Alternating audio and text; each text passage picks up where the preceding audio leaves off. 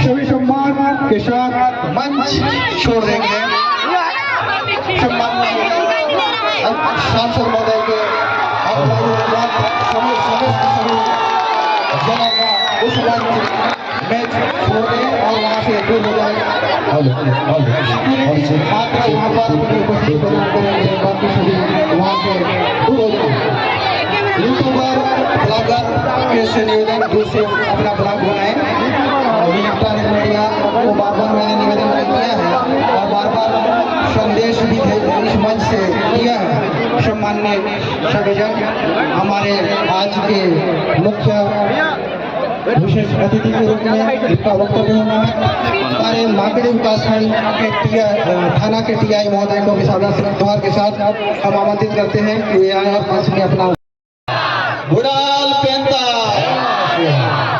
जिम्मेदारी आना, जिम्मेदारी जाना। आप सभी को तहे दिल से सेवा जोहार। आज राजस्थान से गांव बस्तर छत्तीसगढ़ 1,500 किलोमीटर दूर से आपने मुझे दिल से आमंत्रित किया और मुझे एक सौभाग्य मिला। और आप सबका जो प्रेम, आप सबका जो स्नेह, आप सबके अंदर एक अपनत्व की भावना ने हमारा दिल जीत लिया। आज गोरवाड़ा समाज समन्वयक समिति के द्वारा धार्मिक कार्यक्रम इस फसली त्योहार को पूरे देश के अंदर मनाया जाता है। ये कि अलग अलग के अंदर अलग अलग प्रकार अलग अलग नाम से संबोधित दिया, लेकिन ये तो फसली त्योहार, इसके बारे में कई प्रकार के सवाल होंगे। कई दिनों से प्रचार प्रसार चल रहा था कि राजस्थान से राजकुमार और सांसद है वो यहाँ पर आ रहे हैं। मुझे इस काबिल बनाने के लिए बांसवाड़ा डूंगरपुर राजस्थान की जनता ने रात दिन मेहनत करके मुझे सांसद बना के दिल्ली के अंदर भेजा और ये उम्मीद की है कि उस क्षेत्र का तो प्रतिनिधित्व करना है, लेकिन पूरे देश के आदिवासी दलित पिछड़ों का भी प्रतिनिधित्व दिल्ली में करना है। ये जिम्मेदारी मुझे दी गई है। कुर्सी अपनत्व की वजह से आज आपने मुझे आमंत्रित किया। साथियों, मैं इस इलाके में पहले आया था, एक बार विधायक था तो, और मैं मेरे पूर्व विधानसभा क्षेत्र की जनता को भी धन्यवाद देना चाहता हूं, जिस जनता ने मुझे 2 बार विधायक बनाया और वो भी राजस्थान के अंदर हाईएस्ट मतों से जिता के भेजा। और अब कितनी बार मुझे सांसद बनने का अवसर मिला। 2 बार विधायक, 1 बार सांसद बना, जनता ने बनाया। अगर मैं आदिवासी समाज का सर्टिफिकेट नहीं लगाता तो शायद मुझे सांसद बनने का, विधायक बनने का अवसर नहीं मिलता। मेरे पास कितनी भी बड़ी ताकत होती, भले धन बल होता, बाहुबल होता, कुछ होता, लेकिन मेरे पास आदिवासी समाज का सर्टिफिकेट नहीं होता तो मुझे सांसद बनने का अवसर नहीं मिलता और मैं सांसद नहीं बनता तो शायद आप मुझे यहाँ पर बुला के आमंत्रित करके मान सम्मान नहीं देते। साथियों, आज ये कार्यक्रम है ठाकुर जोहार नहीं, हमारे पूर्वजों को, हमारे पितृ देवताओं को हम पूछ के नई जो फसल तैयार होती है, इसके बाद हम लोग हमारे अन्य गतिविधि और उस फसल का हम हमारे जीवन में खान पान में उपयोग में लेते हैं। मैं पूर्व वक्ताओं का भाषण सुन रहा था और कल से आया तब से मैं यहाँ के लोगों की मनोस्थिति, यहाँ की वर्तमान जो परिस्थितियां हैं उन सारे के बारे में समझ रहा था। साथियों, हमारा देश को विदेश में जब पहचाना जाता है, इस देश के प्रधानमंत्री महोदय हो या हमारे देश के राष्ट्रपति महोदय हो, कभी भी विदेश में जाते हैं तो जो मंच पे बुलाया जाता है, मंच पे बुलाने से पहले क्या कहा जाता है कि ये उस देश के प्रधानमंत्री या राष्ट्रपति महोदय है जिस देश को महान कहा जाता है।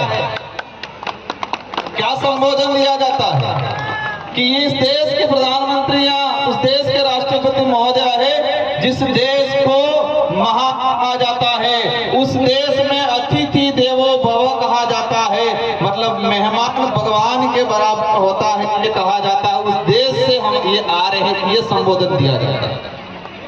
ये संबोधन दिया जाता है कि भारत देश में विविधता होने के बावजूद, अनेक धर्म, अनेक संस्कृति, अनेक जातियां होने के बावजूद भारत देश के अंदर एकता है, ये परिचय देके हमारे यहाँ के प्रधानमंत्री महोदय को विदेश में संबोधित दिया जाता है।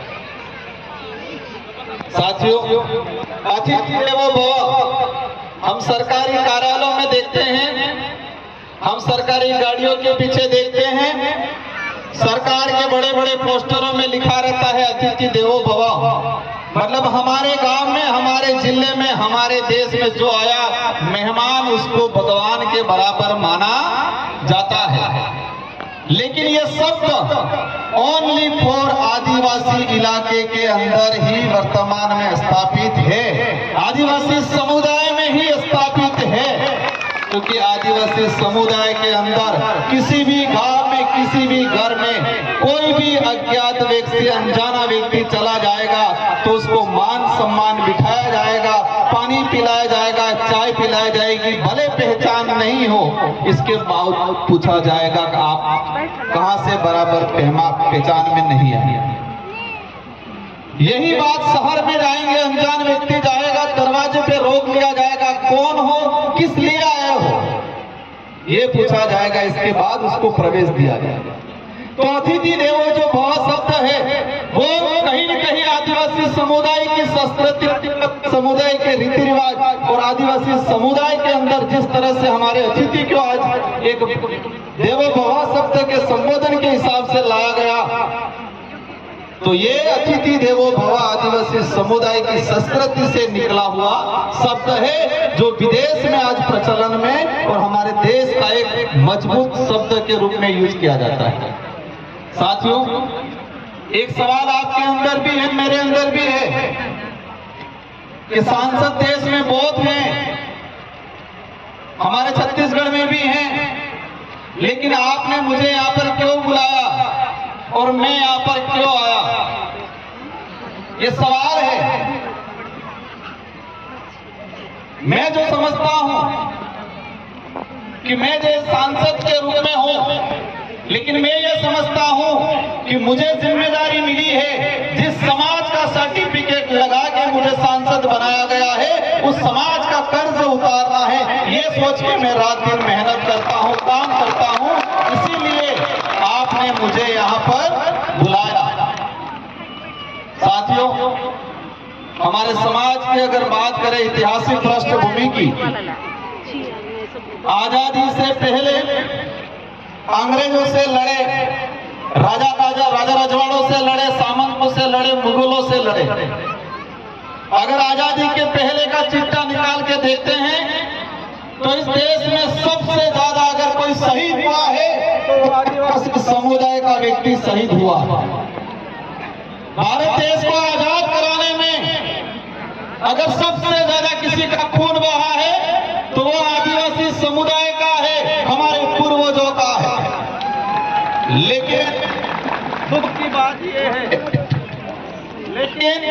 दुख की बात यह है कि हमारा इतिहास कई किताबों में, कई पाठ्यक्रमों में एक गौण हो गया, लाइन के माध्यम हमारा इतिहास हो गया।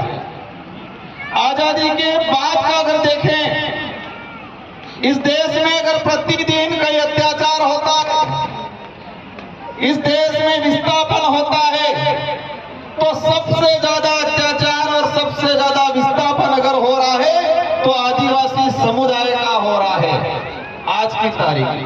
भले वो छत्तीसगढ़ में हो, भले वो झारखंड में हो, भले वो राजस्थान में हो, लेकिन विकास के नाम से अगर विस्थापन होता है तो सबसे ज्यादा आदिवासी समुदाय का है।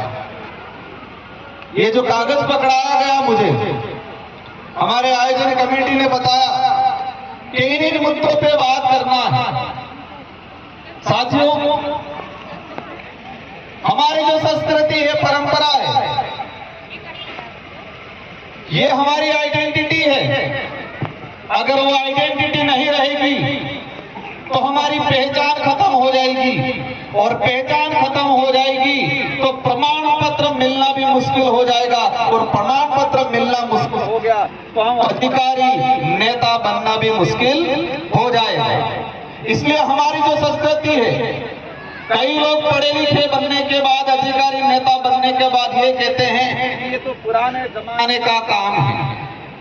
हमारी संस्कृति के बारे में, हमारी पूजा पद्धति के बारे में कुछ लोग तर्क देते हैं कि जमाना बदल गया है, हमको बदलना पड़ेगा, कब तक ऐसे न ऐसे रहोगे, ये कहा जाता है। लेकिन वो उसको उस काबिल कहलाने के लिए और उस काबिल बनाने में संस्कृति का बहुत बड़ा योगदान है। जो व्यक्ति ऊपर जाके ये बोलता है, उसको उस काबिल बनाने में इस संस्कृति का बहुत बड़ा योगदान है। और हमारे आदिवासी समुदाय की संस्कृति, हमारी परंपरा, रीति रिवाज हमारे विकास में कहीं पर भी बाधक नहीं है, वो हमेशा सहायक के रूप में काम करती है। हमारी संस्कृति हमारे विकास में सहायक है, न कि बाधक है। बाधक नहीं है, सहायक है।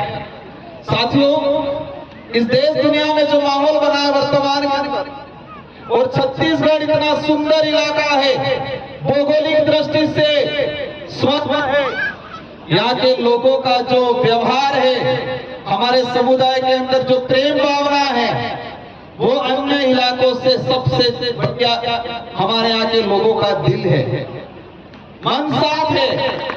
एक सुंदर छत्तीसगढ़ को पूरे देश में अलग नजरिए से देखा जा रहा है। आज मुझे दुख है इस बात का, एक सुंदर छत्तीसगढ़ जो भौगोलिक दृष्टि से, सांस्कृतिक, एक एक पहाड़, छत्तीसगढ़ का एक एक इलाके की एक एक मिनरल्स के बारे में सरकार के पास रिपोर्ट है कि इस इलाके में ये आयरन निकलेगा, इस इलाके में सोना निकलेगा, यहाँ पर कोयला निकलेगा, यहाँ पर बॉक्साइट निकलेगा, ये सब आंकड़ा है। लेकिन किस इलाके में आदिवासियों की क्या स्थिति है, ये आंकड़ा सरकारों के पास नहीं है। ये सामाजिक कार्यक्रम है, मैं यहाँ पर राजनीतिक बात नहीं करना चाहूंगा, लेकिन इसमें ये जो लिखा हुआ है कि आदिवासी समुदाय का विस्थापन, साथियों मैंने देखा पिछले समय में इस देश के अंदर टाइगर प्रोजेक्ट बनाए। 1972 के अंदर एक लाई सरकार, केंद्र सरकार, और पूरे देश में अभी तक 56 से 57 टाइगर प्रोजेक्ट किए, टाइगर प्रोजेक्ट बनाए, और इसमें से 70 से 80% टाइगर प्रोजेक्ट ओनली फॉर आदिवासी इलाके के अंदर बनाए जा रहे हैं।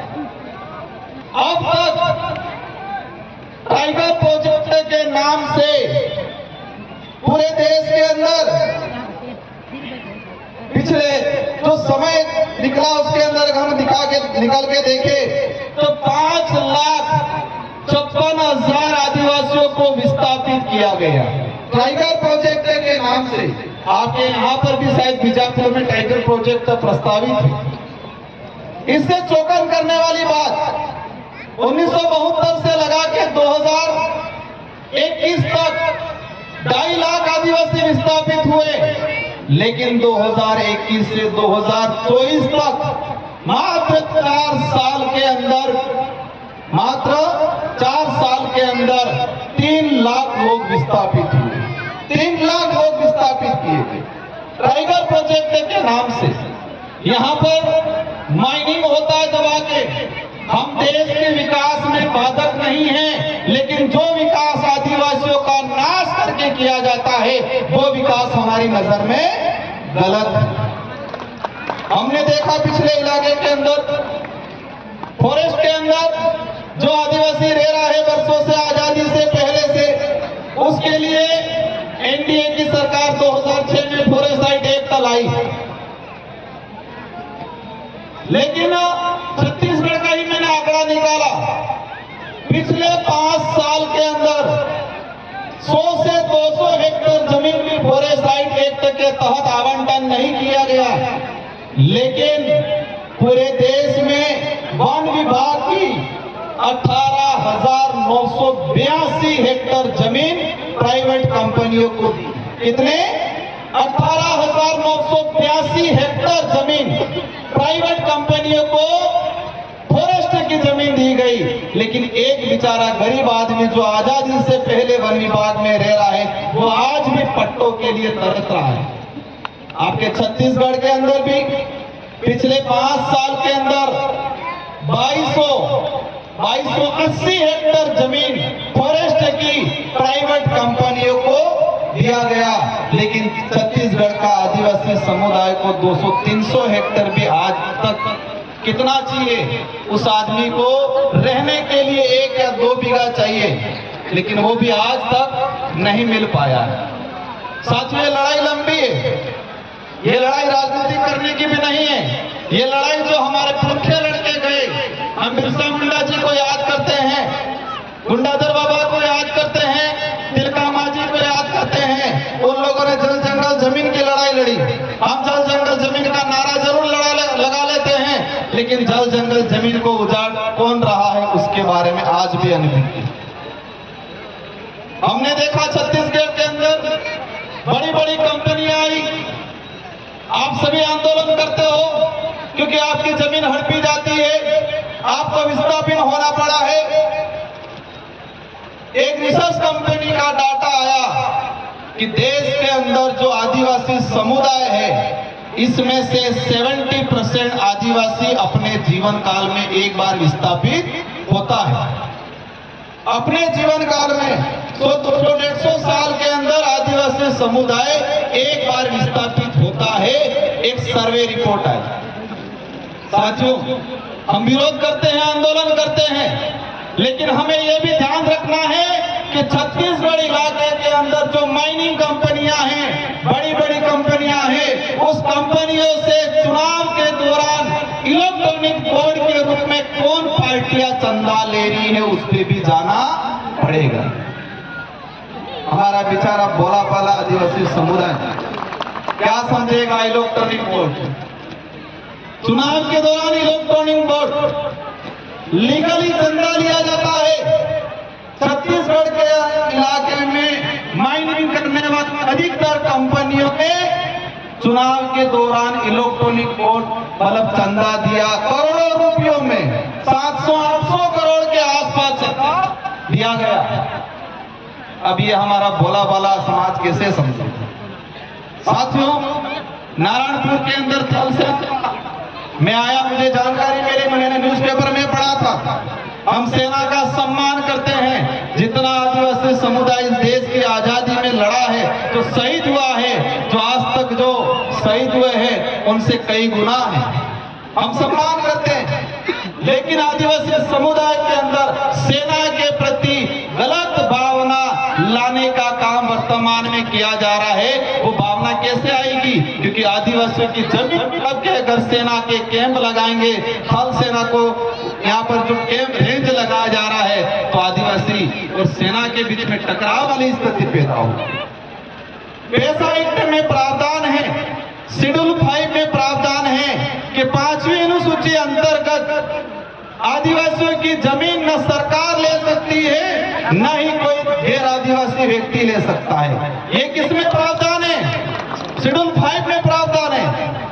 सरकार भी किसी भी परियोजना को लगाने के लिए आदिवासियों की जमीन नहीं ले सकती है जब तक ग्राम सभा इसको सहमति नहीं देती। अब ये अधिकार कैसे मिला? 5वीं अनुसूची के अंदर ये अधिकार कैसे मिला हमको? किसी ने दान में दिया क्या? ये हमारे पुरखों ने लड़ा, अंग्रेजों से लोहा लिया, अपनी जान गंवाई। इसके बाद अंग्रेजों ने और संविधान निर्माताओं ने विचार किया कि ये समुदाय हजारों सालों से जल जंगल की जमीन की लड़ाई लड़ता आ रहा है, इसलिए उनको विशेष प्रावधान देना पड़ेगा ताकि आने वाले समय में इन जल जंगल जमीन नहीं उजाड़ी जाए। इसलिए 5वीं अनुसूची का प्रावधान किया गया। लेकिन आज ये नहीं हो रहा है।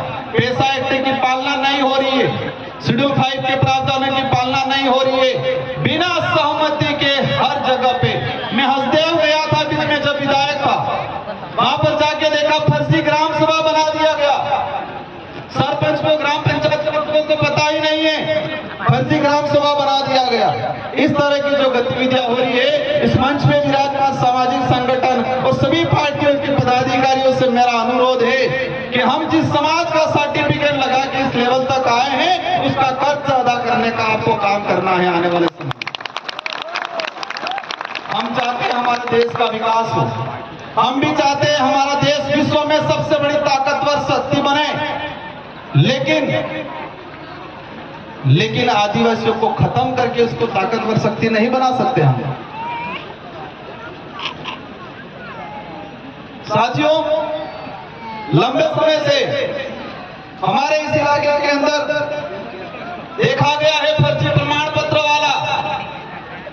कुछ लोग आदिवासियों से नफरत करते हैं, लेकिन रिजर्वेशन का लाभ लेने के लिए फर्जी प्रमाण पत्र पूरे देश में बनाए जा रहे हैं। आपके बस्तर में भी बनाए जाते होंगे, छत्तीसगढ़ में भी बनाए जा रहे हैं, पूरे राज्य में बनाए जा रहे हैं। साथियों, ये प्रमाण पत्र क्यों मिला हमें? हमारे यहाँ कपाल पे या हमारे पीछे कहीं लिखा नहीं है का आप आदिवासी, कहीं लिखा हुआ है क्या? एक तो डीएनए से पता चलेगा, दूसरा संस्कृति से पता चलेगा, कल्चर से पता चलेगा, पूजा पद्धति से पता चलेगा। लेकिन धीरे धीरे देश के अंदर हम देख रहे हैं कि हमारी संस्कृति पे कलम चढ़ाने का काम हो रहा है, हमारी पूजा पद्धति पे कलम चढ़ाने का काम हो रहा है। और धीरे धीरे हम पढ़े लिखे कई लोग संस्कृति को भूलने की बात भी किया जाता है। साथियों, एक लंबे समय से एक जंग छिड़ी रहती है पूरे देश के अंदर। मैं जब सांसद बन के गया और मैंने संसद के अंदर बोला कि आदिवासी समुदाय धर्म पूर्वी समुदाय है। हमारे संचालक महोदय कह थे कि यहाँ पर हमें ये राजनीतिक मंच नहीं है, ना ही ये धार्मिक मंच है, लेकिन ये ज्ञापन दिया, उसमें मुझे लिख के दिया गया कि आदिवासी धर्म कोड लागू करने पर।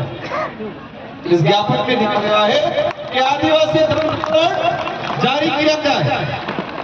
जब इस बात काफी भूचाल आता है, तो समस्या आ रही है। पता नहीं माइक में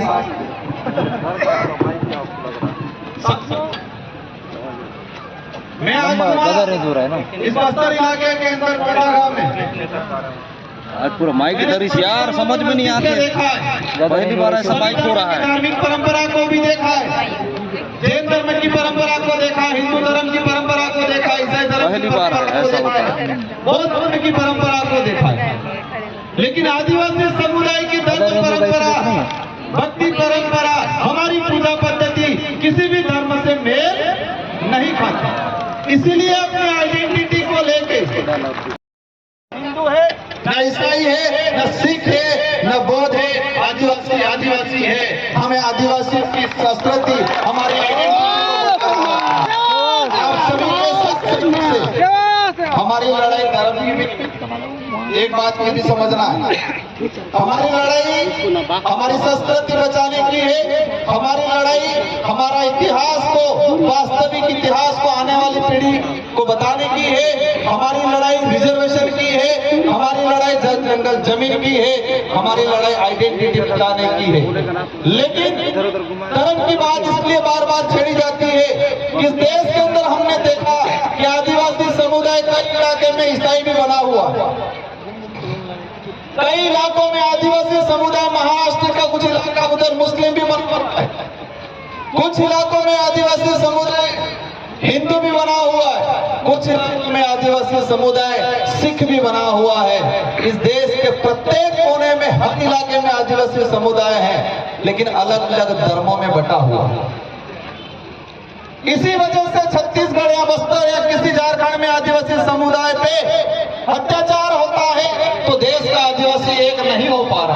हम देखते हैं मणिपुर के अंदर भारत का हिस्सा है मैतेई समुदाय और कुकी समुदाय, दोनों समुदाय आदिवासी है, लेकिन दोनों का धर्म अलग अलग है और धर्म की लड़ाई वो ऐसे मरे हैं, ऐसे लड़े हैं कि आपस में अपने एक दूसरे को काट रहे हैं। इसलिए हम कहते हैं कि आदिवासियों के अपना अलग से धर्म व्यवस्था होनी चाहिए।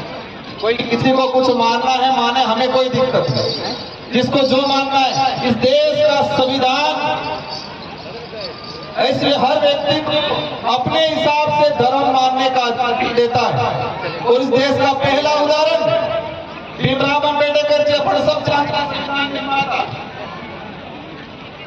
उन्होंने अक्टूबर 1956 में 4 लाख लोगों के साथ बौद्ध धर्म अपनाया।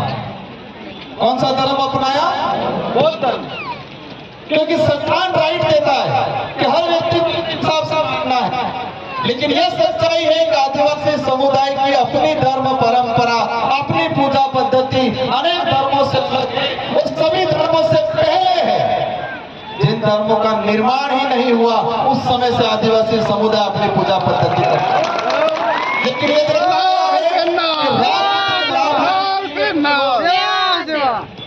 अपने राजनीतिक लाभ लेने हमारे आदिवासी समुदाय को धर्मों में बांट के राज करना चाहते हैं। साथियों में बोलता हूँ कि आदमी एक तो शरीर से विकलांग होता है, अपने हाथ पैर से, अगर हाथ पैर से विकलांग अपन को दिखता है कि इसका हाथ टूटा हुआ है, इसका पैर टूटा हुआ है, लेकिन इस देश में कुछ विचारधारा ऐसी है जो इंसान को दिमाग से विकलांग बनाने का काम है।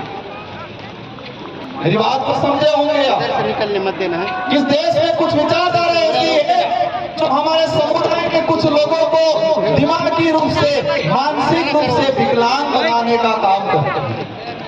हम आंखों से अंधा है उसको कह सकते हैं आगे खट्टा है, वो अपनी बात मान लेगा, लेकिन जो दिमाग से अंधा है उसको कहेंगे आगे खट्टा है, वो से लड़ने के लिए आए। और यही हो रहा है। आप जब अधिकारों की बात करोगे, आप जो संस्कृति की बात करोगे, आप आदिवासी धर्म कोड की बात करोगे, सबसे पहले आपका जो मानसिक रूप से विकलांग है वो आपके सामने खड़ा रहेगा, आपसे लड़ेगा। यही स्थिति पूरे देश के अंदर बनी हुई है।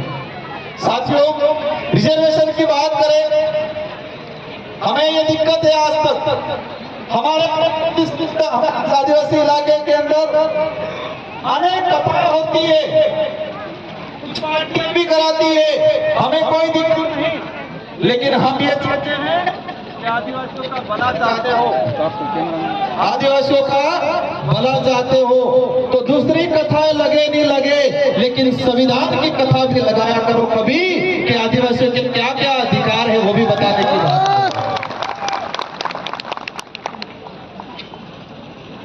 सभी प्रकार की कथाएं होती है, सभी प्रकार के आयोजन होते हैं, लेकिन मेरा एक निवेदन है कि हमें दूसरी कथा लगे नहीं लगे, लेकिन संविधान के संबंधित कथा लगाया करो और इसमें आदिवासियों के क्या अधिकार है वो भी बताने की बात। हम लोग शिक्षा की बात करते हैं। शिक्षा कितने प्रकार की है? 3 प्रकार की शिक्षा है। पहली जो हमें परिवार से और समाज से सीखने को मिलता है। किससे मिलता है? परिवार से, समाज से सीखने को मिलता है, वो पहली शिक्षा है। और दूसरी शिक्षा जो पाठ्यक्रम के माध्यम से नौकरी प्राप्त करने के लिए मिलती है शिक्षा। और तीसरे नंबर की शिक्षा जो किसी पाठ्यक्रम में नहीं पढ़ाई जाती। आपका दूर नहीं है, आंध्र प्रदेश राज्य में 100% रिजर्वेशन 7 साल तक मिला। शेड्यूल एरिया की कोई भी भर्ती एक्सल 1 से एक्सल 9 की भर्ती में 100% अगर 150 सीटें आई है थर्ड ग्रेड टीचर की तो 150 ही 50 आदिवासियों से भरी जाएगी, ये प्रावधान है।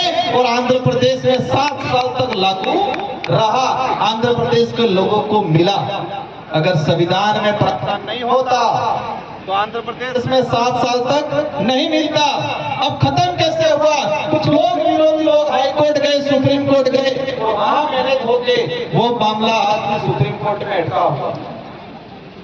ये प्रावधान है, लेकिन संविधान के मंदिर की और सबसे बड़ा ग्रंथ है संविधान, उस ग्रंथ को कभी नहीं बांटा जाता है। बाकी ग्रंथ की किताबें बहुत बांटी जाती है। तो हमें संविधान के ग्रंथ है, उस ग्रंथ को समझना है, उस ग्रंथ को बांटना है, उसको ग्रहण करना है और उसमें हमारे क्या अधिकार है, उस अधिकार को समझना है। ये हम सबकी जिम्मेदारी है। हमने तो जिंदगी निकाल ली, आप सब भी निकाल लेंगे। आप भी संघर्ष कर रहे हो, हम भी संघर्ष कर रहे हैं, नेता बन के कर रहे हैं, पता नहीं कब क्या हो जाए। लेकिन हम आने वाली पीढ़ी को क्या देने जा रहे हैं? आपने आया, आपने पूजा पद्धति करवाई, हमारे पूर्वजों को आपने फूल माला पहनवाई मेरे से। क्यों पहनवाई? क्योंकि ये लोग हमारे लिए लड़ मर के गए, हमारे लिए जमीन निकाल के गए, हमारे अधिकार दिला के गए, इसलिए हम अगरबत्ती दिया पूजा पद्धति कर रहे हैं। कर रहे नहीं कर रहे? अगर इन्होंने हमारे लिए भलाई का काम नहीं किया होता तो आज हम उनकी पूजा पद्धति नहीं करते। और हम जो कर रहे हैं आज, हम आवश्यकता वाली भौतिक सुख सुविधा वाली जिंदगी जी के अधिकार खत्म करने वाले लोगों के साथ खड़े रह रहे हैं। तो आने वाले 40-50 साल बाद हमारी पीढ़ी जल जंगल जमीन से बाहर हो जाएगी, उनसे छीन लिया जाएगा, रिजर्वेशन खत्म हो जाएगा, पहचान खत्म हो जाएगी, उनकी धार्मिक व्यवस्था खत्म हो जाएगी। तब 50 साल बाद हमारी जो पीढ़ी है, हमारा अगरबत्ती दिया नहीं करेगी। करेगी? अपनी पूजा पद्धति करेगी, पूजा पाठ करेगी? क्योंकि हम तो हमारे अधिकार जो है वो खत्म करके जा रहे हैं। हम तो हमारी संस्कृति पे अन्य संस्कृति का कलम चढ़ा के जा रहे हैं। हम तो जो रिजर्वेशन खत्म हो रहा है उसके साथ जा रहे हैं। हमारे लोग टीचर बन गए, कांस्टेबल बन गए, कुछ आरएस अधिकारी। सॉरी, ये आपकी ताकत है। ये बोली भाषा, हल्बी भाषा, गोंडी भाषा, ये हमारी आइडेंटिटी है। और आंदोलन छेड़ना है कि हल्बी भाषा, गोंडी भाषा को राज्य लेवल पे 8वीं सूची के अंदर केंद्र सरकार को प्रस्ताव भेजो। और मैं आपकी इस बात को, हल्बी भाषा, गोंडी भाषा, इन भाषाओं को 8वीं सूची के अंदर जोड़ने के लिए केंद्र सरकार को पत्र भी लिखूंगा। और लोकसभा में आपकी हर समस्या को लेकर, आपके जंगल जमीन को लेके, आपके अधिकारों को लेके, आपके बोली भाषा के संरक्षण को लेके अवश्य हम लोकसभा के अंदर आपकी बात रखेंगे। और मैंने एक चीज देखा है, हमारा टीचर जा रहा है स्कूल में, बच्चा तो हल्बी बोल रहा है, गोंडी बोल रहा है, और टीचर को गोंडी और हल्बी आ ही नहीं रही है। बच्चा क्या पढ़ेगा? बच्चा ड्रॉप आउट हो रहा है। इसलिए सरकार से मांग करनी है, मेरी ओर से भी मदद करूंगा कि जो भी टीचर लगाया जाए, या तो अलग से पद क्रिएट किया जाए जो हल्बी या गोंडी भाषा को जानता हो, उस भाषा से संबंधित टीचर लगना चाहिए हमारे आदिवासी इलाके के। या जो भी आरपीसी आपके यहाँ जो एग्जाम होते हैं, उस एग्जाम में ये किया जाए कि 5% या 10% हल्बी गोंडी भाषा के नंबर होने चाहिए। जिसको गोंडी और हल्बी आती है उसी को 10% नंबर दिया जाए। ये प्रावधान होना चाहिए, तो ही हमारी भाषा बचेगी, और भाषा बचेगी तो हमारी आइडेंटिटी बचेगी। इन्हीं शब्दों के साथ आप सबको दिल से धन्यवाद, आभार।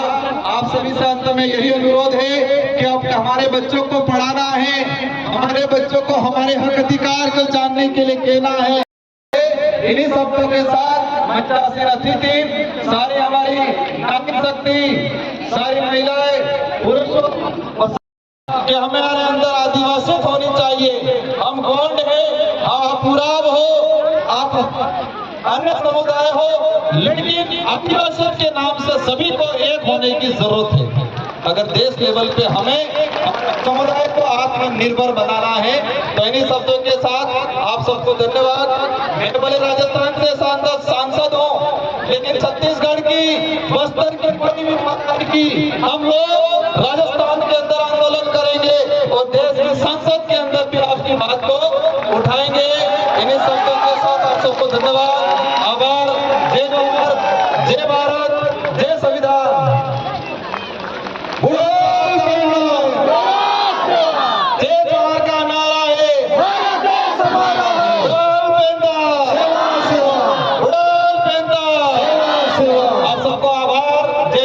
समझवार।